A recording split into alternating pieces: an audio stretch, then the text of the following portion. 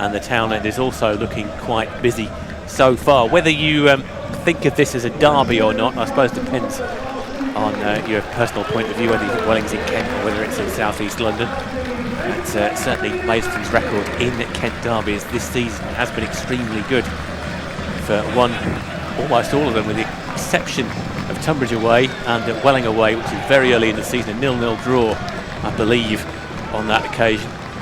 But, Maidstone otherwise have been very impressive in all Kent affairs this year, and that represents something of a turnaround from the days, certainly when we were playing under Jay Saunders. It never seemed to matter how well we did, we always struggled in Kent derbies.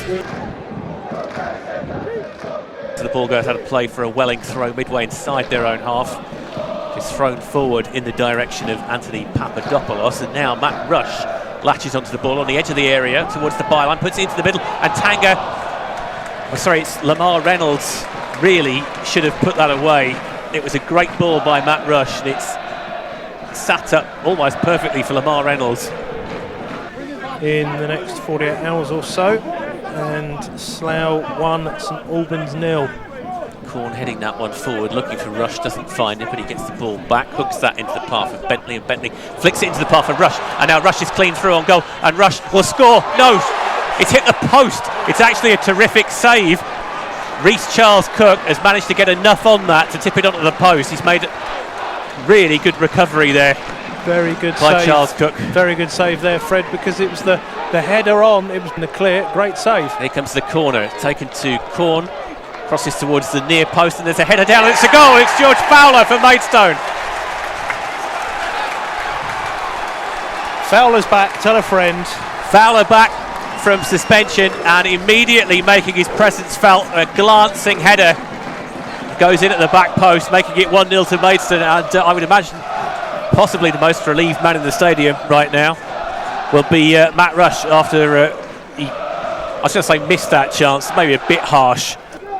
You don't actually see that, so it's why I suppose I mentioned it. Slightly unusual now that kind of green basically was the shade of green that every goalkeeper wore right up until probably the sort of mid-90s, I suppose, when it became more fashionable to change colours, as the ball is knocked forward in the direction of Lamar Reynolds, and Reynolds will hook that one into the path of Bentley, and Bentley very nearly makes it 2-0 there. Ball has just gone out of play, so I'm not sure if he's signalling that it had gone out before the cross came in. I think that is the case, Fred, yeah. I guess so, and again, you know, I'm not saying it one way or the other is right or wrong on this one. It's a sort of different time. It's Bentley at the edge of the area. Bentley shoots. It's a bit of a weak effort, really. Probably would have been better off trying to square that one for Reynolds.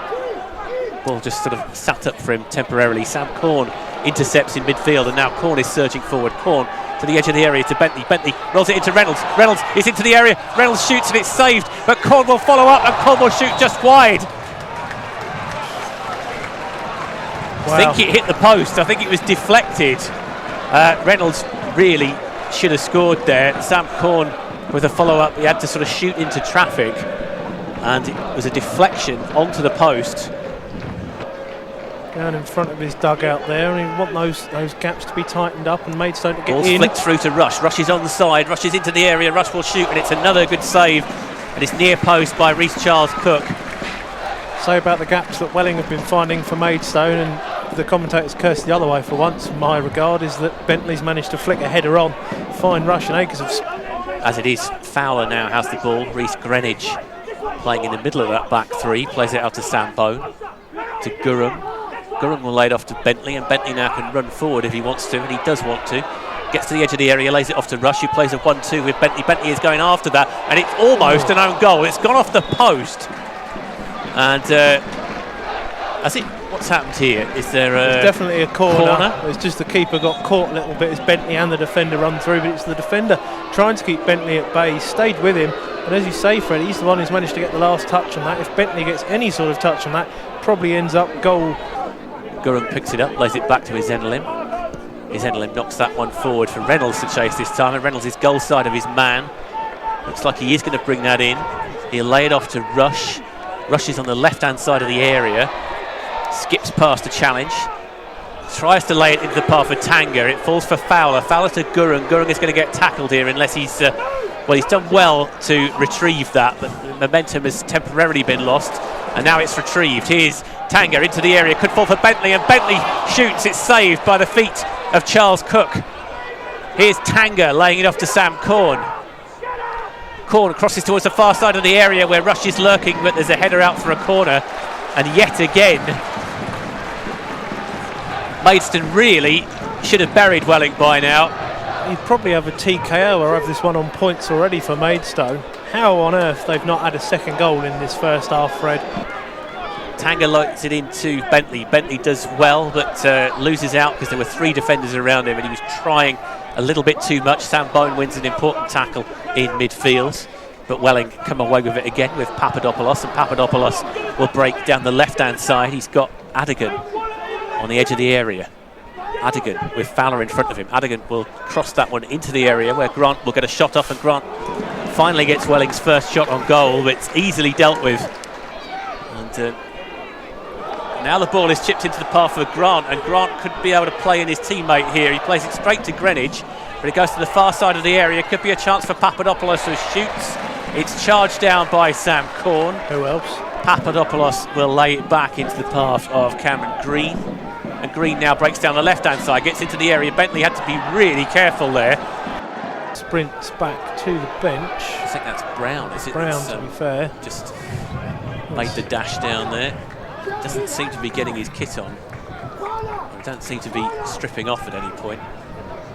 But yeah, there's been very little in the way of an attacking threat from Maidstone in this second half. Bearing in mind how dominant we were earlier in the first period, and the ball goes over the top. There's a good interception there by George Fowler, and he's bought the free kick as well, but yeah, just for a second that opened up, didn't it? Yeah, Adigan was about to lash one home there, and Fowler sort of slow-mo with a like you get in the films, just flung himself across the barrel of the gun of Adigan shooting there, and I've got a vague feeling I can remember there was a little bit of bite between him and some of the Maidstone fans. There could be a shot here from Munn, and that's going to be a goal. And it's the equaliser from Munn. He's driven that into the bottom corner, and it's been coming really all half. Maidstone have only got themselves to blame for that. 1-1 here after 72 minutes. And Maidstone are in the process of throwing this away here.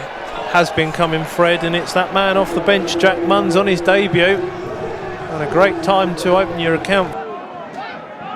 Follow them all season long. Well, they got beaten 4-0 here, and they beat us nearly as heavily. There could be a chance here for Maidstone, but sat up for Rush, and he rather...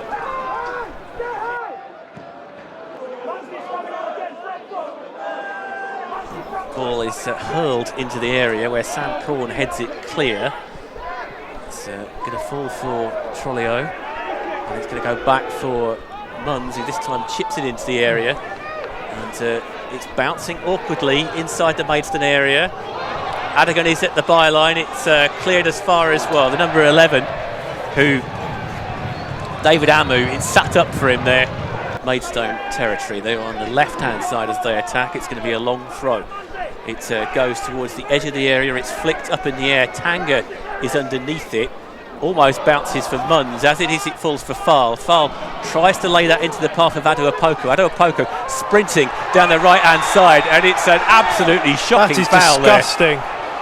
He's only going to get a yellow card for that. It's the most blatant shirt pull you've seen in your entire life.